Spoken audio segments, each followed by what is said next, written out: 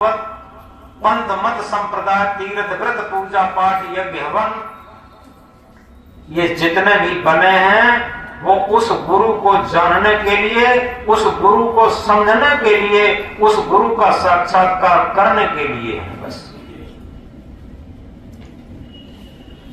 पूरा जीवन निकल जाता। जिस गुरु से जीवन शुरू हुआ उस गुरु को नहीं जान पाते। उसमें कारण यह होता है गुरु को तो मानते हैं लेकिन गुरु के आदर्श को, गुरु की आवाज को, गुरु के सूत्र को नहीं मानते। जब तक हम गुरु के आदर्श को नहीं मानेंगे, गुरु के सूत्र को नहीं मानेंगे, उस पर चलेंगे नहीं, तब तक हमारी मंजिल तय नहीं होगी।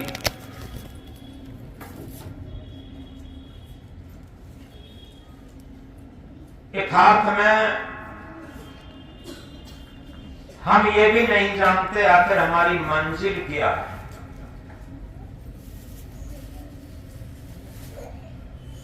आज नववर्ष पूरे भारतवर्ष में बड़ी खुशी से लोग मना रहे हैं, लेकिन खुशी का मूल रहस्य उसके पीछे भी कारण होता, क्योंकि ऊपर से हम कितनी भी खुशियां मनाएं,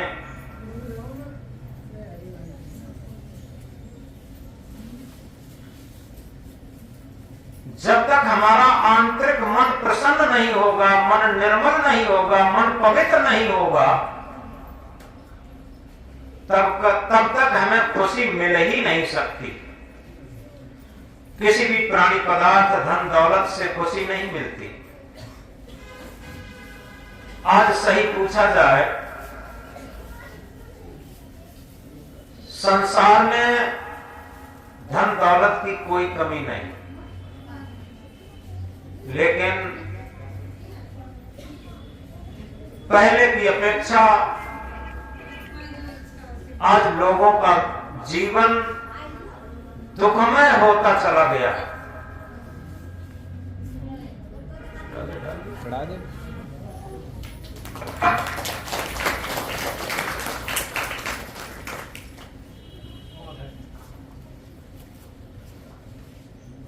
अगर दुख पैसे से खरीदा जाता, अगर दुख पद प्रतिष्ठा से मिलता, अगर सुख पैसे से खरीदा जाता, सुख पद प्रतिष्ठा से मिलता, सुख किसी मान सम्मान से मिलता, तो निश्चित ये सारी चीजें बहुत लोगों के पास है।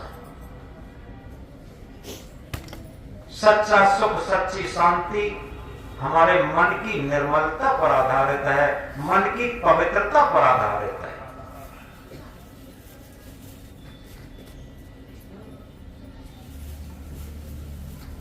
रामायण की चौपाई कहती है,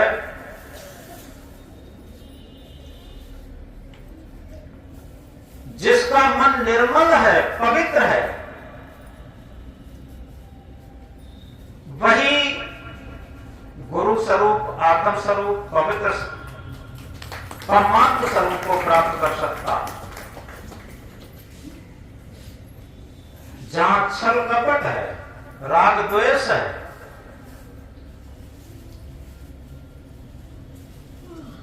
वहां अपने आप की जानकारी, आत्म स्वरूप की जानकारी, गुरु स्वरूप की जानकारी, सुख स्वरूप, शांति स्वरूप की जानकारी नहीं हो सकती।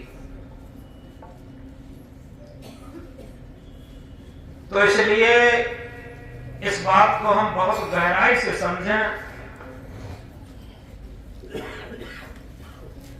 जब हम एक कॉलेज में पढ़ते थे तो हमारे एक प्रधानाचार्य थे, वो प्रार्थना के समय कभी कभी कहा करते थे कि विद्यार्थियों, समय के सिर पर आगे से बाल है और पीछे से गंजा है। जिसने समय को आगे से नहीं पकड़ पाया। निश्चित है समय के जाने पर उसे पकड़ ही नहीं पाएंगे। ये उनके कहने की शैली थी, विद्यार्थियों को समझाने की शैली थी। उनके कहने का आशय ये था कि जो वर्तमान समय है वो हमारा सबसे बड़ा मूल्यवान है। इसीलिए संत सम्राट सदगुरु कबीर साहब ने कहा, जो बीत गया वो मुर्दा, जो बीत गया वो मुर्दा है, आने वाला सपना है, जिसमें हम बंधन काटें वो वर्तमान समय अपना। यथार्थ में जो बीत गया वो सपना है। आज हम जिस उम्र में बैठे हैं, जो लोग उससे पीछे का जीवन याद करें, वो एक सपना है। और आने वाला सपना है। ये अमृत शब्द, अमृत महामंत्र हम अपने जीवन पर घटाना शुरू करें।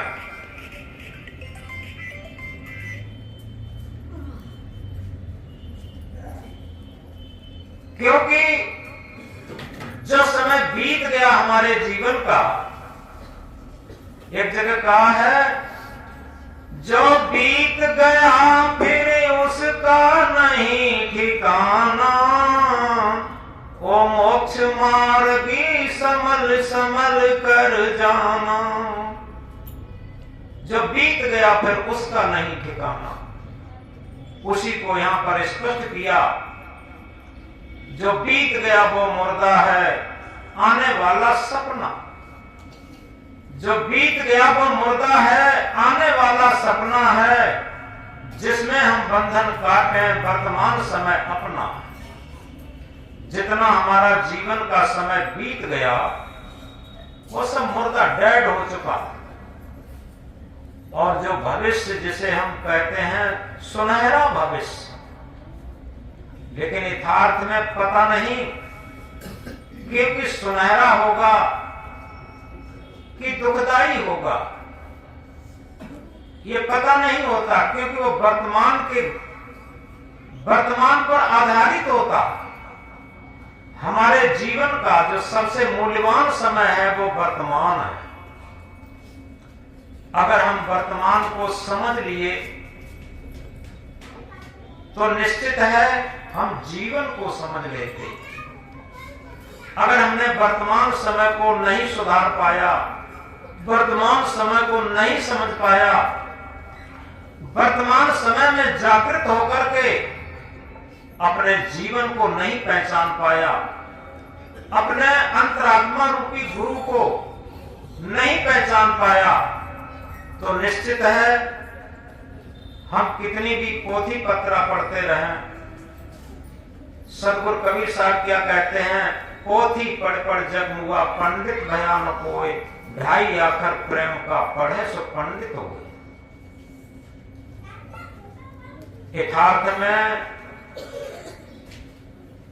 अगर हम सही तरीके से आत्मीयता का प्रेम पढ़ना सीख गए, आत्मीयता का प्रेम व्यवहार में लाना सीख गए, तो 4 वेद 6 शास्त्र 18 पुराण व्याकरण 9 व्याकरण 10 उपनिषद गीता रामायण भागवत बीजक सब कुछ सीख गए।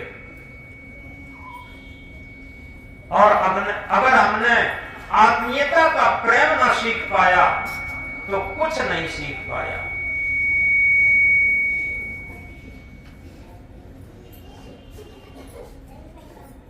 वर्तमान समय और समय का मूल्य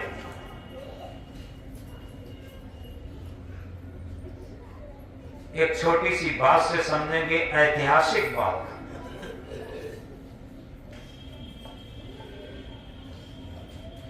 सिकंदर सम्राट, जिसका उदय से अस्त तक राज्य था, उसने भारत के कुछ हिस्से पर आक्रमण करके और वो एक जंगल के रास्ते से अपने स्वदेश यूनान जा रहा था।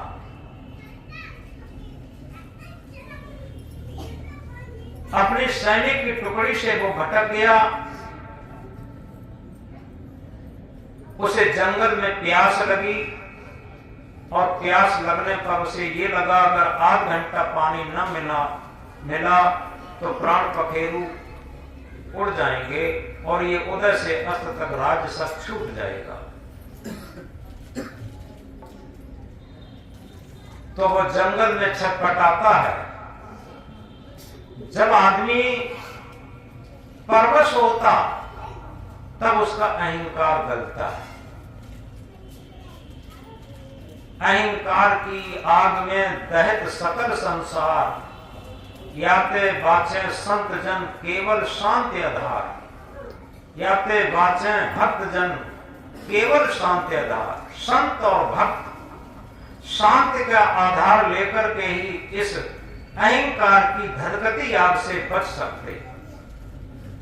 जिसके पास जितना अधिक ये सांसारिक तामझाम होता है उसे उतना ही अधिक अहंकार भी होता।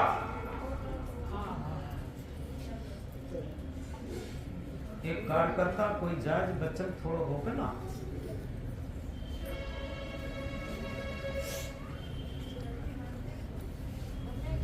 तो सिकंदर सम्राट छटपटाता है। जंगल में उसे एक झोपड़ी दिखाई दी जहां एक संत बैठे हुए थे अपने ध्यान में। सिकंदर सम्राट उन संत के पास पहुंचा। जूतों से खटपट की आवाज की। संत ने आंखें खोली तो एक सम्राट को चेहरा देखने को मिला। संत ने सम्राट को देख करके फिर आंखें बंद कर ली। सिकंदर को अहंकार फिर जगा और बोला, क्या तुमने मेरा नाम नहीं सुना? क्या तुम मेरे को नहीं जानते? मेरा नाम सिकंदर महान है और भारत मेरा गुलाम होने वाला है। संत तो संत ठहरे। संत ने कहा, मैंने आपका नाम भी नहीं सुना और मैं आपको जानता भी नहीं। और चाहे भारत आपका गुलाम हो, चाहे आप भारत के गुलाम हो, मुझे क्या लेना देना। हम जंगल में रहते हैं, कंदमूल फल खाते हैं और अपने अविनाशी का भजन करते हैं। मुझे क्या लेना देना आपसे? बताओ मेरे पास कैसे आना हुआ? तो सिकंदर ने कहा कि महाराज, मुझे बहुत प्यास लगी है और आप तुरंत हमें एक लोटा ठंडा पानी पिला दें, अन्यथा हमारे प्राण पखेरु चले जाएंगे, उदय से अस्त तक राज छूट जाएगा। संत ने कहा, ठीक है, मैं अभी आपके लिए पानी ला रहा हूं, लेकिन इससे पहले एक बात पूछना चाहता हूं, एक प्रश्न पूछना चाहता हूं। एक लोटा पानी का आप क्या शुल्क दे सकते? सिकंदर को फिर अहंकार जगा, क्योंकि जिसे अहंकार होता है पल पल में जगता। तो सिकंदर ने कहा, क्या शुल्क दे सकता? मैं एक लोटा पानी का शुल्क अपना उदय से अब तक राज देकर और एक लोटा पानी पीकर अपने प्राणों को बचाऊंगा। संत ने एक लोटा पानी लाकर के सिकंदर को दे दिया और जैसे ही सिकंदर पानी पीने लगा, संत ने याद दिलवाई, याद रखना राजन, आप जिस राज्य का इतना अहंकार करते थे उसकी कीमत जानते हो? एक लोटा पानी, और वो बिक चुका है। एक लोटा पानी में बिक चुका है जिसका इतना बड़ा अहंकार करते थे।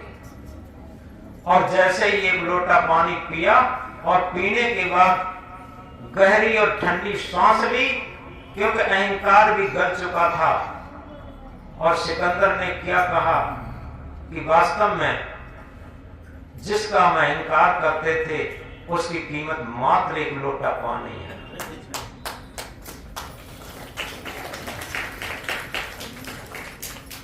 सिकंदर का जब अहंकार गला, संत के चरणों में प्रणाम करता है और कहता है कि महाराज अब मुझे जाने की आज्ञा दें। संत ने कहा कि देखो, राज्य मुझे लेना नहीं था, केवल आपके अहंकार को गलाना था। आप जा ही रहे हैं तो चलते चलते मेरी एक बात और ध्यान में रखना, जीवन में बहुत काम करेगी। संत ने कहा देखो, ये तुम्हारा उदय से आज तक राज बहुत छोटी चीज है, बहुत छोटी चीज है। ये सारे भूमंडल के सारे राज्यों की सारी संपत्ति देकर भी जीवन का एक क्षण, जीवन की एक श्वास जो बीत चुकी है उसे आप वापस नहीं कर सकते। इसे ध्यान से समझना। संत ने क्या कहा, ये आपका उदय से अब तक राज्य बहुत छोटी चीज है। सारे भूमंडल के सारे राज्यों की सारी संपत्ति देकर भी जीवन का जो क्षण बीत चुका है, जीवन की जो श्वास बीत चुकी है, उसे वो सारी संपत्ति देकर भी वापस नहीं कर सकते। इस बात का बहुत ध्यान रखना। इस बात को सुनकर के सिकंदर का जो रहा सारा अहंकार था वो भी गला और उसके अंदर एक जागृति फूटी। जब मन के अंदर से अहंकार गलता है तो मन के अंदर ही ज्ञान की किरण फूटती है। इस बात को गहराई से समझना। इसे समय समय पर हम एक बात कहा करते हैं, कुंभ बांधा जल रहे, जल बिन कुंभ न होए, ज्ञान बांधा मन रहे, मन बिन ज्ञान न होए। किसी घड़े में पानी को हम बांध सकते, लेकिन पानी के बिना घड़ा बन नहीं सकता। याद रखें, जब तक मिट्टी में पानी नहीं डाला जाएगा तब तक घड़ा बनेगा कैसे। इसी तरीके से ज्ञान बांधा मन रहे, ज्ञान से हम मन को बांध सकते, लेकिन मन बिन ज्ञान न होए, मन के बिना कोई भी ज्ञान विज्ञान आज से जागृत नहीं हुआ। मन का बहुत बड़ा मूल्य है और इसी मन को बदलने के लिए सारे संत महापुरुष आए और सारी सत्संग से लेकर, ध्यान से लेकर, समाधि से लेकर जितनी भी प्रक्रियाएं हैं इस मन को बदलने के लिए। तो जब अहंकार गला सिकंदर सम्राट का, उसके मन के अंदर से ज्ञान की किरण फूटी। जब तक हमारे मन का अहंकार नहीं गलता है तब तक हमारे अंदर सेल्फ नॉलेज जिसे कहते हैं, आत्मज्ञान जिसे कहते हैं, वो नहीं प्रस्फुटित होता। पोथी ज्ञान तो इस मन पर लाद सकते, जैसे गधे पर हम पोथियां लादते हैं तो गधा ज्ञानी नहीं होता। ऐसे मन पर हम सारे शास्त्रों को रटा दें तो मन ज्ञानी नहीं होता। ये मन रूपी गधा। मन ज्ञानी तभी हो सकता है इसके अंदर से आत्मज्ञान प्रस्फुटित होने लगे, तब ये ज्ञानी होता। तो सिकंदर के मन के अंदर से स्वयं ज्ञान प्रस्फुटित होने लगा। अब एक एक कदम बहुत सहज से चलता है। अब अपने पिछले जीवन पर पश्चाताप भी करता है कि हाय, इन संत गुरु ने मुझे जगा दिया। ये संत मुझे पहले मिल जाते तो इस राज्य के लिए हम इतना हत्याहरण क्यों करते। कितने मैंने बच्चों को अनाथ किया, कितनी माताओं के सिंदूर उड़ाए और कितनी अबलाओं को हमने मारा अपने हाथों से, अपनी तलवार से। अब बताओ कि कितना मैं पापी हूं और इस राज्य के लिए ये सब किया। ये पश्चाताप कर रहा है, प्रायश्चित कर रहा है और इसी के साथ वो आगे भी बढ़ रहा है। धीरे धीरे जंगल को क्रॉस जैसे करता है, आगे उसके सैन्य टुकड़ी भी मिल जाती है, साथी लोग भी मिल जाते हैं। अब वो चल रहा है लेकिन उसके चलने की स्थिति बदल जाती है क्योंकि अहंकार गला हुआ है। और भारत में ही यात्रा कर रहा है अभी, और भारत में ही वो बीमार पड़ जाता। जब बीमार पड़ गया, उसके साथ वैद्य थे। जैसे आज भी मंत्रियों के साथ डॉक्टर चलते हैं, वैसे राजाओं महाराजाओं के साथ पहले वैद्य लोग चलते थे। सिकंदर के साथ एक वैद्य थी, बहुत योग्य वैद्य थे। बीमार पड़ता है और वैद्य जी से सिकंदर ने कहा कि वैद्य जी, दवा से कोई लाभ नहीं मिल रहा, चाहे उदय से अस्त तक राज लग जाए, लेकिन हमें ठीक कर लेना, जिससे कि हम स्वदेश पहुंच सकूं, अपनी मां से मिल सकूं, अपनी पत्नी से मिल सकूं, अपने बच्चों से मिल सकूं। वैद्य ने क्या कहा, राजन कैसे कहूं कहा नहीं जाता, राजन कैसे कहूं कहा नहीं जाता, आपके सारे मृत्यु के लक्षण उभर आए हैं, कोई दवा काम नहीं कर रही। अब अगर स्पष्ट रूप से कहूं तो आप कहते हैं उदय से अब तक राज्य के खजाने की बात, मैं कहता हूं सारे भूमंडल के सारे राज्यों के सारे खजाने लगा दिए जाएं, तब भी आप बच नहीं पाएंगे, क्योंकि मृत्यु के सारे लक्षण उभर आए। और जैसे ही वैद्य की इस बात को सुना, थपक थपक करके सिकंदर सम्राट रोने लगा बड़े बड़े आंसुओं से, और कहता, हाय वो भारत के महान संत मुझे पहले मिल जाते तो इस राज्य के लिए इतना हत्याहरण नहीं करता। आज मेरे क्या साथ किया जा रहा है, केवल पापों के संस्कार जा रहे हैं।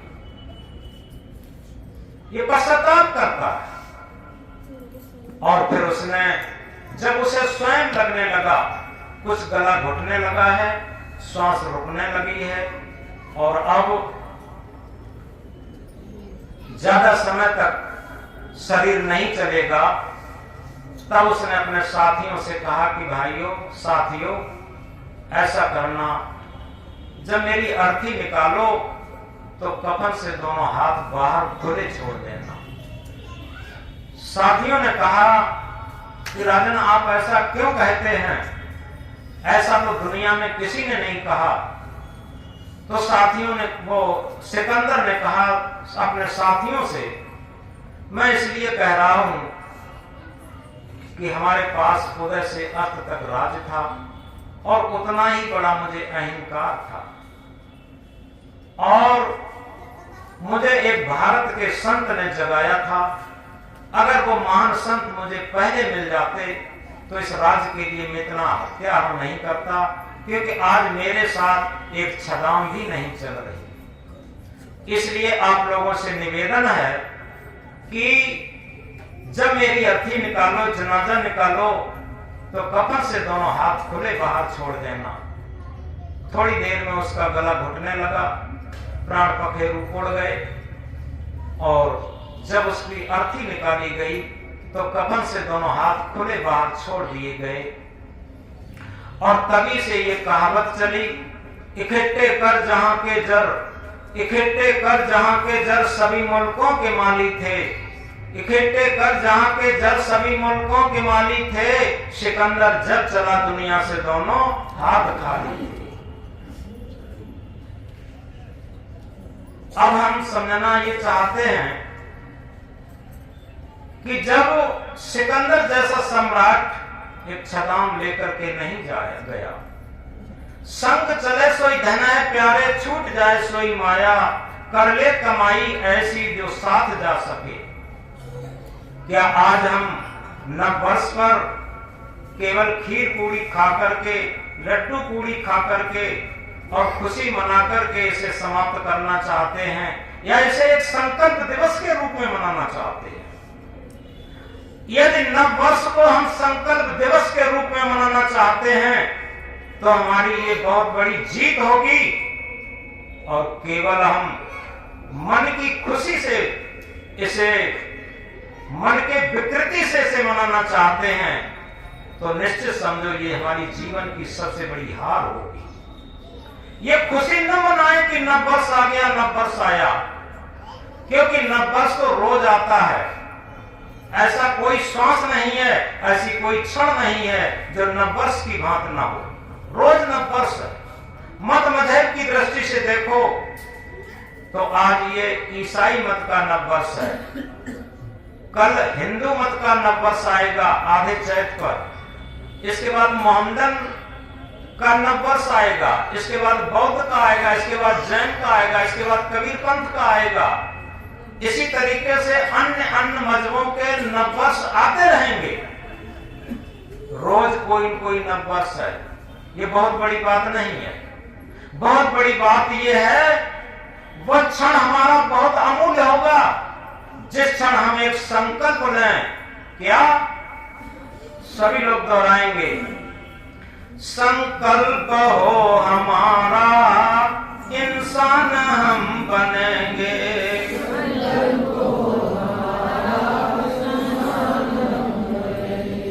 संकल्प हो हमारा इंसान हम बनेंगे।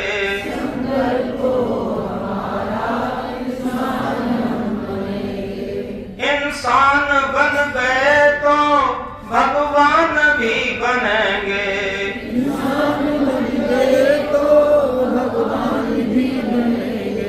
संकल्प हो हमारा इंसान हम बनेंगे।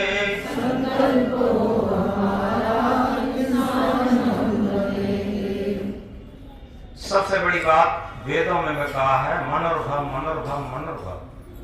सारे शास्त्र, सारे महापुरुष, सारी पूजा पाठ, सारे तीर्थ व्रत केवल एक ही सूत्र पर हैं कि हम किसी तरीके से मनुष्य बन जाएं। लेकिन होता क्या है, हम मनुष्य होकर के जन्म तो ले लेते हैं लेकिन मनुष्य होकर के जी नहीं पाते, और जब मनुष्य होकर के जी नहीं पाते तो मनुष्य होकर के मर नहीं पाते। सदगुरु कबीर साहब क्या कहते हैं, मानुष केरी खोलरी ओढ़े फिरत हैं बैल। मनुष्य के खोल में है लेकिन भीतर पशुत्व भरा है। मानुष होए के नाम हुआ मुआ सु ढांगर ढोर, एको जीव ठौर नहीं लगा हुआ सु हाथी घोर। हम मनुष्य होकर के जन्म तो ले लिए लेकिन मनुष्य होकर के जी नहीं पाए, और जब मनुष्य होकर के जी नहीं पाए तो मनुष्य होकर के मर नहीं पाएंगे।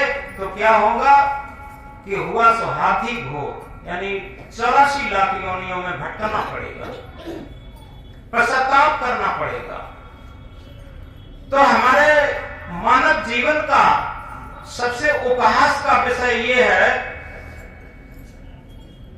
कि पशु पशु होकर के जी लेता है, पशु पशु होकर के जन्म लेता, पशु होकर के जीता है, पशु होकर के मरता है। पक्षी पक्षी होकर के जन्म लेता, पक्षी होकर के जीता है, पक्षी होकर के मरता है। लेकिन मनुष्य मनुष्य होकर के जन्म तो ले लेता है लेकिन मनुष्य होकर के जी नहीं पाता, फिर मनुष्य होकर के मर नहीं पाता। ये हमारे जीवन का सबसे बड़ा उपहास है और हम अपने को बड़ा सौभाग्यशाली मानते हैं। हम विचार करें कि वास्तव में हम कितने योग्य हैं जो कि मनुष्य होकर के भी नहीं, मनुष्य होकर के जी भी नहीं पाते हैं। तो सबसे बड़ी बात यह है, आज हमारे ऊपर एक विश्लेषण है, आज एक प्रश्न चिन्ह है, क्या हम मनुष्य होकर के जी रहे हैं? ये नववर्ष के सबसे बड़ा प्रश्न है हमारे ऊपर। अगर आज हम ये प्रश्न को हल करके अपने जीवन को आगे बढ़ाते हैं तो निश्चित हमारा नववर्ष बहुत सुंदर होगा और अच्छे भाग्य का होगा।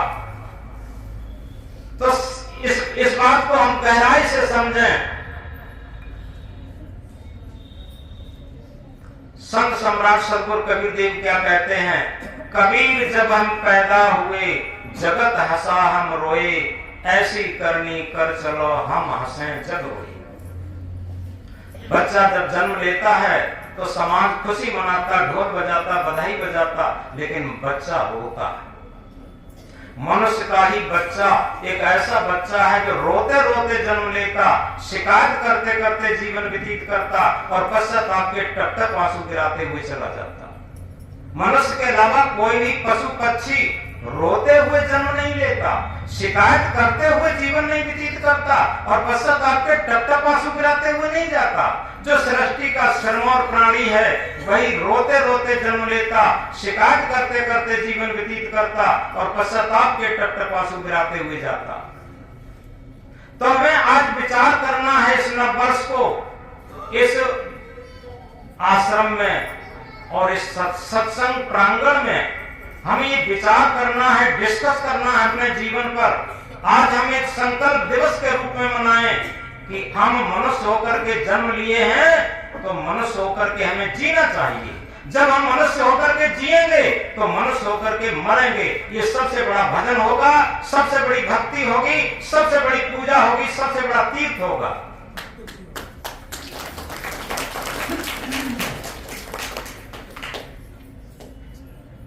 तो सतगुरु क्या बताते हैं, कबीर जब हम पैदा हुए जगत हंसा हम रोए, ऐसी करनी कर चलो हम हंसें जग रोए। कबीर साहब आदि साखी संसार के बारे में कहते हैं, बच्चा जब जन्म लेता है संसार खुशी मनाता, ढोल बजाता, लेकिन बच्चा रोता है। आगे वो क्या कहते हैं, अगर वास्तव में हमारे अंदर एक जज्बा है इस बात का कि हम सृष्टि के सर्वोच्च प्राणी हैं, इस बात का जज्बा है कहने का नहीं रहने का, तो हम इस आधे महामंत्र को याद रखें और याद नहीं रखें इसके अनुसार अपना जीवन बनाएं। ऐसी करनी कर चलो हम हंसें जग रोए। हम ऐसा कर्तव्य पथ बनाएं, ऐसा भक्ति पथ बनवाएं, ऐसा परमात्म पथ अपनाएं जिससे कि हम प्रसन्नता में जाएं और समाज हमारे लिए रोए। तो ये कब होगा, एक छोटी सी बात कहकर के ज्यादा देर नहीं सुनाएंगे, काफी दूर दूर से लोग आए हैं। एक आदमी का मुकदमा सुप्रीम कोर्ट में चल रहा था, जिसे हिंदी में उच्चतम न्यायालय कहते हैं, जो अपना दिल्ली में है। वहां पर वकील काम नहीं करते, वहां पर बैरिस्टर काम करते। तो बैरिस्टर ने यह कहा कि भैया तुम्हारा अंतिम न्यायालय में मुकदमा है और आपको ऐसे गवाही और सफाई देने वाले की जरूरत है जो आपका वफादार हो, जो एक अक्षर काट न सके, अन्यथा तुम फंस जाओगे। वो व्यक्ति सबसे पहले अपने परम मित्र के पास गया जिसके ऊपर जीवन कुर्बान किया था। उससे कहा कि मित्र जी, आप अंतिम न्यायालय सुप्रीम कोर्ट में चल करके और हमारी गवाही सफाई देकर के हमें इस केस से छुड़ाएं। तो पहला और प्यारा मित्र क्या कहता है कि मित्र जी, इस मामले में हम एक कदम भी आपके साथ नहीं चल सकते, किसी दूसरे को तलाश लो। अब उसका दिल टूट जाता है कि वो विचार करता है कि जिसके ऊपर हमने जीवन कुर्बान किया है। देखो यहां पर एक बहुत महत्वपूर्ण बात बता दें, ये संसार की नीति यही है। एक सुबह को प्रार्थना यहाँ पर होती है 4:45 बजे, यहाँ लिखी भी है दीवार पर, यह संसार स्वार्थ का साथी इसमें नहीं अपना। बहुत महत्वपूर्ण है, हृदय पटल पर लिख लें, यह संसार स्वार्थ का साथी इसमें नहीं अपना। अपनी शरण लगाओ, अपनी शरण लगाओ, संसार है ये सपना। हमने देखा है जब तक कमाने धमाने लायक रहते हैं, खूब कमा धमा के ले लाते हैं, सब लोग बड़े खुश रहते और ऐसा मानते हैं कि ये तो हमारी जान है। और जब कमाने धमाने नहीं लायक नहीं रहे और तब क्या मानते हैं, घर का कूड़ा कबाड़ को भी इज्जत दे देंगे, कुत्ते को भी इज्जत मिल जाएगी, लेकिन उस इंसान को इज्जत नहीं मिलती है। ये इंसान की सभ्यता हम बता रहे हैं, क्योंकि हम जहां भी जाते हैं सबसे बड़ा रोना यही है। पहले हमने देखा था सारे लोग कंबाइंड रहते थे और जब माँ भोजन बनाती थी, भोजन बनाते बनाते भोजन बना करके परोसते परोसते जब सब्जी खत्म हो जाती थी, चटनी बट के रोटी खा लेती थी और कोई शिकायत नहीं होती थी कि आज हमें सब्जी नहीं मिली। बड़े प्रेम से लोग रहते थे। और आज स्मार्ट जमाना जिसे कहते हैं, शिक्षित जमाना जिसे कहते हैं, प्रोग्रेस का जमाना जिसे कहते हैं, उस जमाने में क्या है, पति पत्नी भी अलग अलग रहना चाहते। हमने देखा है पति भी नौकरी करते हैं, पत्नी भी नौकरी करते हैं, वो एक एक नौकर रखे हुए हैं, दोनों एक दूसरे से सटती ही नहीं। कई लोग मेरे सामने उदाहरण हैं। और वृद्धों का तो ये हाल हो गया है, कुछ कहा नहीं जाता। हमारे देश का ये बहुत बड़ा दुर्भाग्य है, क्योंकि जहां मातृ देवो भव, पितृ देवो भव, आचार्य देवो भव, अतिथि देवो भव, ये महामंत्र था। आज यही सब देवता, जो नकली देवता है उनकी पूजा होने लगी, जो असली देवता हैं उन्हें वृद्धा आश्रम में, अनाथालय में झोंका जा रहा। सबसे बड़ी बात। तो वहीं पर पहुंचे हम, उसका दिल टूट जाता है जिसके ऊपर वफादारी से उसने काम किया था, लेकिन वो मित्र वफादारी नहीं निभा पाए। उन्होंने कहा मित्र जी, इस मामले में हम एक कदम भी आपके साथ नहीं चल सकते, किसी दूसरे को तलाश लो। दूसरे मित्र के पास जाता है, उसके ऊपर भी जीवन कुर्बान किया था। उससे कहा मित्र जी, हमारा अंतिम न्यायालय में मुकदमा है, हमारा गवाही सफाई देकर के इस केस से छुड़ाएं। दूसरा मित्र क्या कहता है कि मित्र जी, हम कचहरी तक कोर्ट तक तो चल सकते हैं, कचहरी के अंदर किसी कीमत पर नहीं जा सकते। उसे झंझलाहट आ जाती है उस व्यक्ति को। उसने कहा एक बात बताओ, प्राइम मिनिस्टर पर अगर केस हो तो प्राइम मिनिस्टर खड़ा रहेगा, जज कुर्सी पर बैठेगा, और तुम कहते हो कि कोर्ट के अंदर नहीं जाएंगे, तो क्या जज साहब तुम्हारे बयान लेने कोर्ट से बाहर आएंगे? यानी तुम भी बेकार रहे। अब उसका दिल बहुत टूटता है, बहुत दुखी होता, बहुत पश्चाताप करता। वो कहते हैं मरता क्या न करता। अब तीसरे मित्र के पास जाता, जिससे मित्रता न के बराबर थी, उसके पास जाता है और निवेदन के साथ बात करता है कि मित्र जी, आपसे एक बहुत बड़ा निवेदन है। उसने कहा कहिए कहिए, आप निवेदन की बात करते क्यों करते? कि इसलिए करते, हमने आपके प्रति कोई कर्तव्य नहीं किया है, फिर भी हम आपसे कुछ आशा लेकर के आए हैं। उस तीसरे मित्र ने कहा बताइए। कि बात यह है कि हमारा मुकदमा सुप्रीम कोर्ट में पहुंच चुका है, अंतिम न्यायालय में पहुंच चुका है, आप गवाही सफाई देकर इस केस से छुड़ाएं। तीसरा मित्र दानेदार था। एक कहावत है, दानेदार दुश्मन अच्छा होता है, नादान मित्र अच्छा नहीं होता। क्योंकि नादान मित्र होगा, जब तक उसके स्वार्थ आप चलाते रहोगे तब तक मित्रता मानता रहेगा, और जिस दिन स्वार्थ चलाना बंद कर दिए, मित्रता खत्म और दुश्मनी में बदल जाएगी। और जो दानेदार दुश्मन होगा वो आपसे लड़ाई भी लड़ेगा, तो आमने सामने कभी धोखा नहीं दे सकता। इसलिए नादान मित्र से दानेदार दुश्मन अच्छा होता है। तो वो दानेदार था तीसरा मित्र। उसने क्या कहा कि मित्र जी, आप ही हमसे पूरे जीवन लापरवाह रहे, और जितना आपने हमसे प्रेम किया है वो इस जन्म में क्या, हम अगले जन्म तक साथ देने को तैयार हैं, और मैं भरसक प्रयत्न करूंगा आप इस केस से छूट जाएं। ये एक एग्जाम्पल, एक उदाहरण है। जैसे किलो से आटा तौला जाता, आटा खाया जाता, किलो नहीं खाया जाता, ऐसे ये दृष्टांत, एग्जाम्पल, उदाहरण सत्य बात को तौलने के लिए है। इसे हम समझें। व्यक्ति का जो सुप्रीम कोर्ट में मुकदमा पहुंचना क्या है, अंतिम मृत्यु की बेला, अंतिम समय की बात। जब मृत्यु की बेला आती है तब सबसे पहले व्यक्ति कहां जाता है? सबसे पहले अपने परम प्यारे मित्र के पास। परम प्यारा मित्र कौन सा है? धन। आज आप देखें, कम तौलना, घूसखोरी, बेईमानी, मिलावटबाजी, राहजनी, डाकाजनी, आतंकवाद, घोटाला, जो कुछ भी चल रहा है वो सब धन के ही पीछे चल रहा है। जब यहाँ बड़े बूढ़े लोग भी बैठे हैं, जब पुराने जमाने में धन कम था तो लड़ाई बहुत कम थी, और जितना धन ज्यादा बढ़ रहा है उतनी ही लड़ाइयां बढ़ रही हैं। तो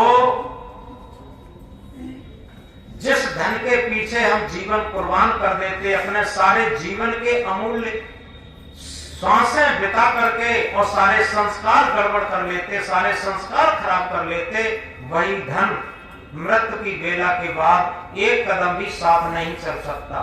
तिजोरी में है, तिजोरी में रहेगा, बैंक बैलेंस में है, बैंक बैलेंस में रहेगा, चल संपत्ति में है, चल संपत्ति में रहेगा, एक कदम भी साथ नहीं चल सकता। दूसरा मित्र जो कहता था कि हम कोर्ट तक चल सकते हैं, कोर्ट के अंदर नहीं जाएंगे, दूसरा मित्र है परिवार वाले, जिन परिवार के मोह में पालन पोषण हेत करत रहत शुभ अशुभ नर नेक करत नहीं चेत, आखिर में छुट जाएंगे जिन हित निस दिन दौर, छल हिंसा या रुघात कर हरत पराए कौर, जिस दिन तुम यहाँ से जाओगे तो को तेरे साथी होंगे, परवश होकर के चल दोगे अपने अपने राही होंगे। मैं कहूँ कहाँ तक है भाई, खुद करो परीक्षा जीते जी, जिसको तुमसे नहीं मतलब है बेसमझ है नहीं तुझे कुछ भी, जिस परिजन व संबंधी का स्वार्थ तुमसे नहीं चलता है, देखो वे रुष्ट सदा रहते उनका स्वभाव नहीं मिलता है।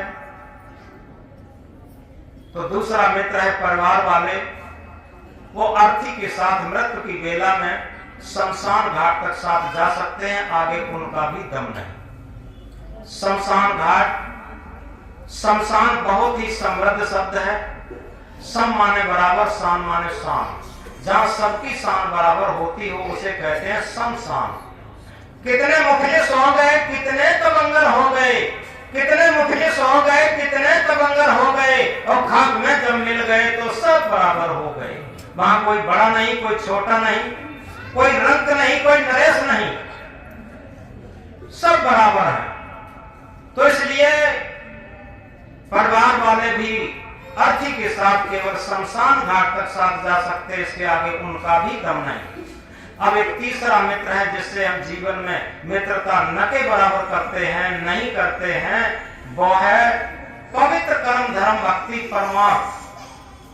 हमने जीवन में पवित्र कर्म धर्म भक्ति परमार्थ जितना भी किया है वो संस्कार के रूप में आपका सच्चा बैंक बैलेंस होगा, आपका सच्चा मित्र होगा, आपका सच्चा धन होगा। और संग चले सोई धन है प्यारे, छूट जाए सोई माया, कर ले कमाई ऐसी जो साथ जा सके। इस बात को बहुत गहराई से समझे। तो आज हम केवल एक जागृति के संदेश को बता रहे हैं कि आज हम ये संकल्प दिवस के रूप में मनाएं। ये न सोचे चलो हम गुरु जी के आश्रम पर चल रहे हैं, वहां पर हम चल करके और मना करके चले आएंगे। आप समझे, आज आप अपने भाग्य के निर्माण के लिए एक फाउंडेशन बनाने आए हैं, क्योंकि आपके भाग्य को बनाने वाला ऊपर कोई नहीं बैठा, नीचे कोई नहीं है। हम स्वयं ही भाग्य के विधाता निर्माता स्वयं हैं, और उस भाग्य को तभी बना सकते हैं जब हम आज जागृत हो जाएं और ये समझें कि वास्तव में कारण कार्य की कटुट व्यवस्था होती है।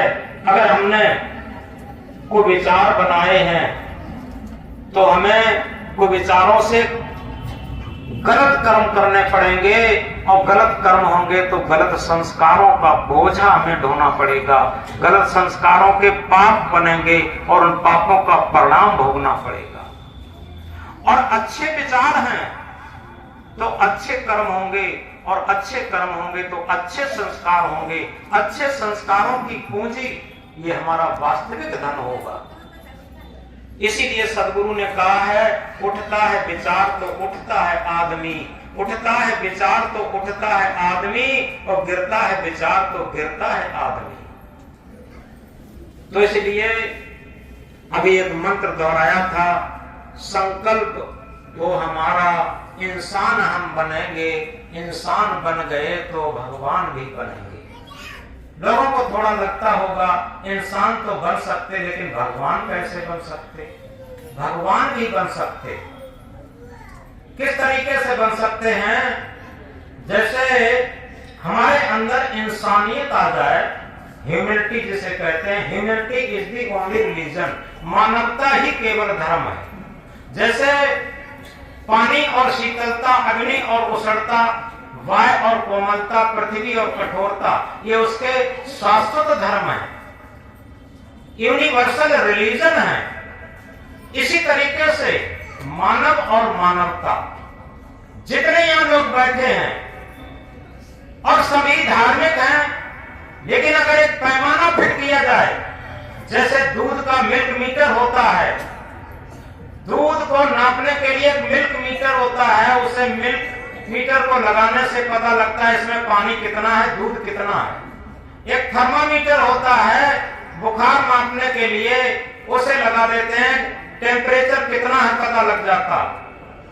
ऐसे ही एक विवेक मीटर होता है हमारे मानवता को नापने के लिए। हमारे अंदर जितने परसेंटेज में मानवता है, उतने ही परसेंटेज में हम धार्मिक हैं। हमने कितनी पूजाएं की हैं, कितने यज्ञ किए हैं, कितने हवन किए हैं, कितने तीर्थ किए हैं, कितने व्रत किए हैं, और हम कितने बड़े गुरु हैं, कितने लोग हमें फूल मालाएं पहनाते हैं और कितने लोग हमें गुरु कहते हैं। ये कोई महत्व की बात नहीं है। महत्व की बात है कि हमारे अंदर मानवता कितने परसेंटेज में, ये महत्व की बात है। ये हमारे धर्म को मापने का एक विवेक मीटर है, और इस मीटर से हम नाप सकते हैं कि हमारे अंदर धार्मिकता कितनी है। जितने परसेंटेज में हमारे अंदर मानवता है, उतने ही परसेंटेज में हम धार्मिक हैं, और जितने परसेंटेज में हमारे अंदर अमानवता है, उतने ही हम अधार्मिक हैं। याद रखें, हम कोई भी हो, महंत, मंडलेश्वर, गुरु, आचार्य, पीर, औलिया, कोई मतलब नहीं रखता। फूटी आंख विवेक की लखन संत संत, जाके संत 10-20 हैं, ताको नाम महंत। तो इसलिए हम जागृत हों और अपने अंदर मानवता को लाएं, और तभी हम भगवान बन सकते। क्योंकि अगर हमारे अंदर मानवता है और पढ़ लिख करके अगर डॉक्टर बने, तो उस डॉक्टर के पास कोई गरीब मरीज वापस नहीं जाएगा। उस गरीब मरीज को जब इलाज मिलेगा और उस मरीज को जब लाभ मिलेगा, तो वो गरीब क्या कहेगा? ये डॉक्टर नहीं भगवान है। क्या कहेगा? ये डॉक्टर नहीं भगवान है। और जब पढ़ लिख करके हम एक टीचर बनेंगे, अध्यापक बनेंगे, और उस अध्यापक के पास कोई गरीब विद्यार्थी को शिक्षा मिलेगी, क्योंकि शिक्षा से उसका जीवन बनता है, और जब उसका जीवन बनेगा और उस टीचर से वो गरीब विद्यार्थी कभी वापस नहीं जाएगा, और पढ़ लिख करके उसका जब जीवन का निर्माण होगा, तो विद्यार्थी क्या कहेगा? ये अध्यापक नहीं, ये भगवान है। इसी तरीके से एक वकील जो एक गरीब को न्याय दिलाएगा, और जब उसे न्याय मिलेगा, तो गरीब क्या कहेगा? ये वकील नहीं, ये भगवान है। इसी तरीके से अगर हम किसी भी डिपार्टमेंट में हैं और वहां शोषण वृत्ति नहीं है, तो निश्चित समझो वो भगवान है। तो इसलिए हम इन पंक्तियों को फिर दोहराएं और ये संकल्प दिवस के मना के चलें। आज से हम वास्तव में मानव हैं, और मानव होकर के जिएंगे और मानव होकर के मरेंगे। संकल्प हो हमारा, इंसान हम बनेंगे।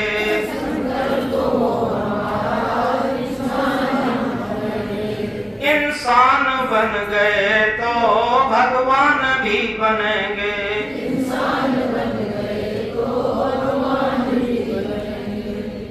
जानते हैं इसमें हम इंसान कैसे बन सकते हैं, इसका भी कारण है। उसके लिए कहा है, ये मन मंदिर सुंदर है, प्रभु इसके अंदर है।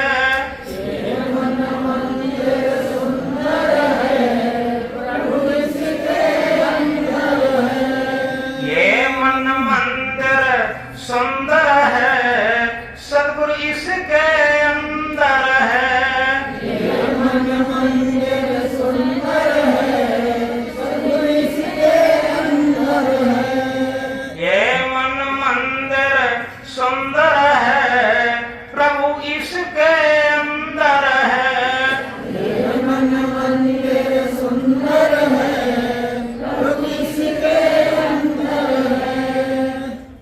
केवल और केवल हम अपने मन को सुंदर बनाएं, मन को निर्मल बनाएं। जैसे रामायण में कहा है कि निर्मल मन सोई जन मोह पावा, मोह कपट छल छिद्र न भावा। संत सम्राट सदगुरु कबीर देव ने कहा, कबीर मन निर्मल भया जैसे गंगा नीर, पीछे पीछे हर फिर कहें कबीर कबीर।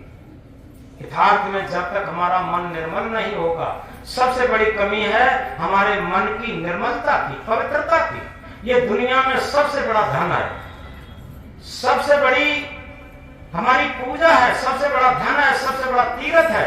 यदि हमारा मन निर्मल हो, यदि हमारा मन पवित्र हो, जब मन निर्मल और पवित्र होगा तो हमें अलग से पूजा की जरूरत नहीं होगी, अलग से तीर्थ व्रत की जरूरत नहीं होगी। केवल मन की पवित्रता के लिए ये सहायक चीजें हैं। याद रखें, जितने भी औपचारिकताएं हम करते हैं केवल मन को पवित्र करने के लिए करते हैं। और जब मेरा मन पवित्र है तो इसे कहते हैं सहज भजन, सहज ध्यान, सहज जीवन। जिसने पाई सहज जीवन की झलक, उसकी मिट गई सकल संसार पाने की ललक। जिसने सहज जीवन की झलक को पा लिया, उसकी सारे संसार को पाने की ललक सब खत्म हो गई और वो अपने आप में संतुष्ट हो गया। बहुत अधिक न कहकर कंप्लीट ले रही, क्योंकि बहुत दूर दूर से लोग आए हैं और हम समझते हैं कि सभी लोग, सबसे बड़ी बात यह है कि अपने आश्रम पर, अपनी कुटिया पर, ये बहुत बड़ी बात है कि बिना किराए के ही सब सेवा का कार्य हो जाता। माताएं सब पूड़ियां बेल लेती। आज सभी माताएं, हम नहीं समझते थे कि इतनी माताएं सुबह को जल्दी आ जाएंगी। सभी माताएं बहुत जल्दी आ गईं और थोड़ी ही देर में उन्होंने पूड़ियां बेल दी। और जो कार्यकर्ता हमारे हैं, बड़ी खुशी से, हमें तो डर लगता रहता है इस बात का कि अगला कोई प्रोग्राम होगा तो कहेंगे, लेकिन बड़ी सुंदर बात तो ये है कि जैसे ही हम कहते हैं, चाहे वो भक्त लोगों की तरफ से हो और चाहे वो माताओं की तरफ से हो, बड़ी दृढ़ विश्वास, आत्मविश्वास के साथ लोग कहते हैं कि गुरुजी आप कतई चिंता न करें और सारा काम हम कर देंगे। तो सबसे बड़ी बात, सेवा का कार्य ये सब लोग यहाँ करते हैं, ये बहुत बड़ी तारीफ की बात है। इस महामंत्र को गहराई से समझें। जहां सेवा वहां त्याग है, जहां त्याग वहां प्रेम। इसे अपने हृदय पटल पर लिखें। जहां सेवा वहां त्याग है, जहां त्याग वहां प्रेम और निर्मल अंतःकरण जहां, वहां शांति सुख चैन। हम कहीं शांति सुख चैन को ढूंढने न जाएं, खोजने न जाएं। केवल एक ही पूजा है सबसे बड़ी, सेवा। जहां सेवा वहां त्याग है, जहां त्याग वहां प्रेम और निर्मल अंतःकरण जहां, वहां शांति सुख चैन। यथार्थ में सेवा भाव से भावित कर्म सच्ची पूजा होती।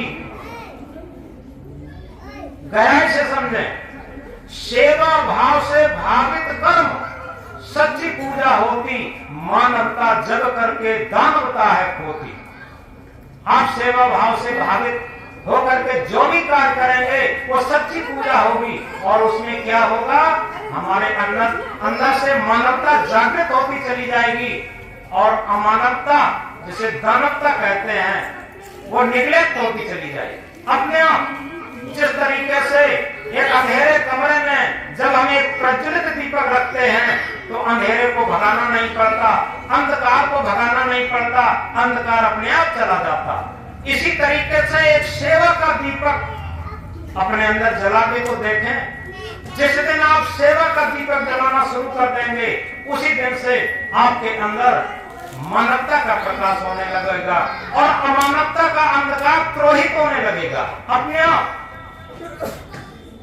इसके लिए हमें कहने की नहीं, रहने की जरूरत है। क्या कहा? सतगुरु कवि साहब कहते हैं, कहनता तो बहुत मिले, गहनता मिला न कोई, सो कहनता बह जान दे जो न गहनता हो। दूसरी बात, करनी करे सो कूट हमारो, कथनी कथे सो नाती, रहनी रहे सो गुरु हमारो, हम रहने के साथी। तीसरी बात, action speak later then words, कर्मों की धुन शब्दों से ऊंची होती है। Character is the transcription knowledge into action, ज्ञान का क्रिया में बदलना ही आचरण होता है। हम बहुत थोड़ा ज्ञान जानते हो, बहुत थोड़ा ज्ञान, लेकिन उसे अपने आचरणों में उतारते हो, ये जीवन की सबसे बड़ी सफलता है। तो इसलिए चाहे हम गृहस्थी में हैं, चाहे विरक्ति में हैं, नव वर्ष को एक अंतःकरण पर अपने महामंत्र लिखते जाएं। क्या? झांक रहे सब इधर उधर, झांक रहे सब इधर उधर, अपने अंदर झांके कौन? क्या सोचते हैं? पत्नी सोचती है हमारा पति सुधर जाए तो क्या अच्छा होता, और पति सोचता है हमारी पत्नी सुधर जाती तो कितना अच्छा होता। पिता सोचता है हमारा लड़का सुधर जाता कितना अच्छा होता। लड़का सोचता है कि हमारा पिता सुधर जाता कितना अच्छा होता। एक दूसरे को सुधारने की सोचते, लेकिन थोड़ा इस महामंत्र को अपने हृदय पटल पर अंकित करके जाएं। झांक रहे सब इधर उधर, अपने अंदर झांके कौन? दुनिया सुधरे सब चिल्लाते, निज को आज सुधारे कौन? दुनिया सुधरे सब चिल्लाते, निज को आज सुधारे कौन? पर उपदेश कुशल बहुत तेरे, पर उपदेश कुशल बहुत तेरे, निज पर आज विचारे कौन? निज पर आज विचारे कौन? हम सुधरेंगे जग सुधरेगा, हम सुधरेंगे जग सुधरेगा, इतनी सी बात विचारे कौन? ये हमारे जीवन का मूल मंत्र है सुधारने के लिए। और दूसरी बात, कभी सुख है कभी दुख है, इसी का नाम जीवन है। आप कभी न घबराएं। सुरखुरु होता है इंसान ठोकरें खाने के बाद, हिना रंग लाती है पत्थर पे घिसने के बाद। वो पथ क्या, पथिक सफलता क्या, जिस पथ में बिखरे सूल न हो, उस नाविक की धैर्य परीक्षा क्या, यदि धाराएं प्रतिकूल न हो। इसलिए क्या करें? फूल बनकर मुस्कुराना जिंदगी है, फूल बनकर मुस्कुराना जिंदगी है, मुस्कुराकर गम भुलाना जिंदगी है, मुस्कुराकर गम भुलाना जिंदगी है। जीत कर मुस्कुराए तो क्या हुआ, जीत कर मुस्कुराए तो क्या हुआ, हार कर भी मुस्कुराना जिंदगी है, हार कर भी मुस्कुराना जिंदगी है। याद रखें। और ये तब कब संभव होगा?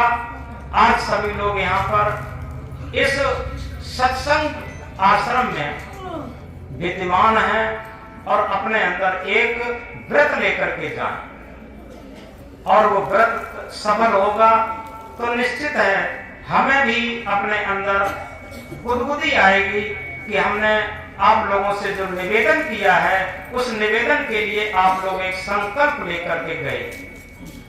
तो अंत में एक बात कहकर के बात बंद करेंगे। हमने देखा है पत्थर पिघलते हुए, हमने देखा है पत्थर पिघलते हुए, शीत जल से भी शोले निकलते हुए, शीत जल से भी शोले निकलते हुए। तुम न बदलोगे कैसे ये विश्वास हो, तुम न बदलोगे कैसे ये विश्वास हो।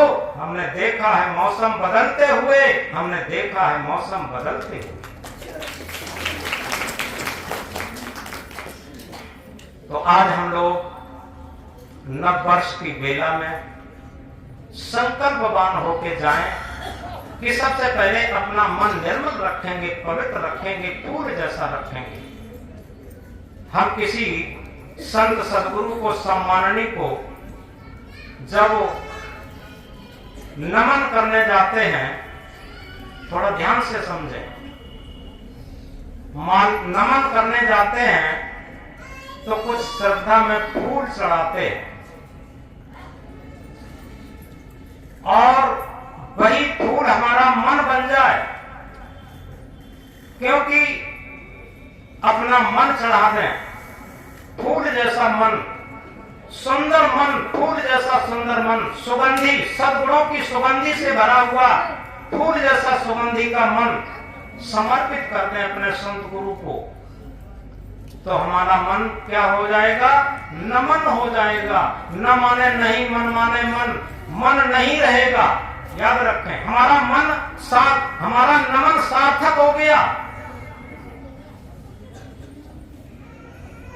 तो इस प्रकार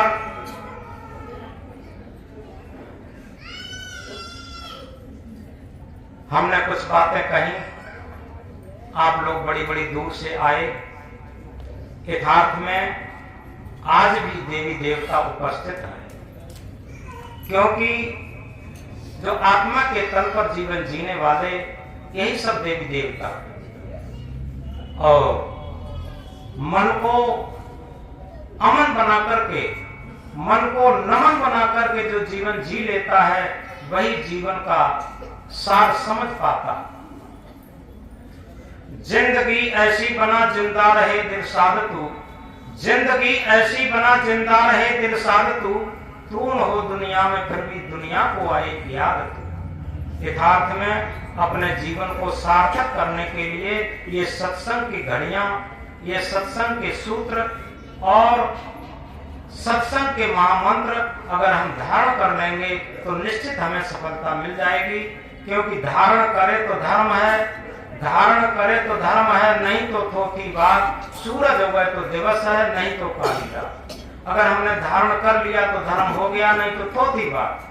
अगर सूरज उगा है, हम कितना भी सूरज सूरज चिल्लाएं, लेकिन जब तक सूर्य उदय नहीं हुआ तब तक रात्रि जा नहीं सकती।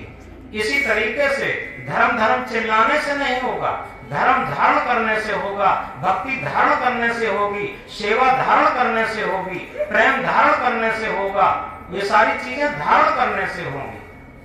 और इसीलिए अंत में कहा है, श्रम तो करता नहीं फल की करता चाह, श्रम तो करता नहीं फल की करता चाह, क्या मंजिल मिल जाएगी बिना चले ही राह। अगर किसी क्षेत्र में हम श्रम नहीं करते हैं और फल की चाह करते हैं तो यह अज्ञान है, अंधविश्वास है। जिस तरीके से बिना चले कोई भी राह नहीं मिल सकती। अब बात को यहाँ पर खत्म करते हैं, अंतिम वंदना होगी।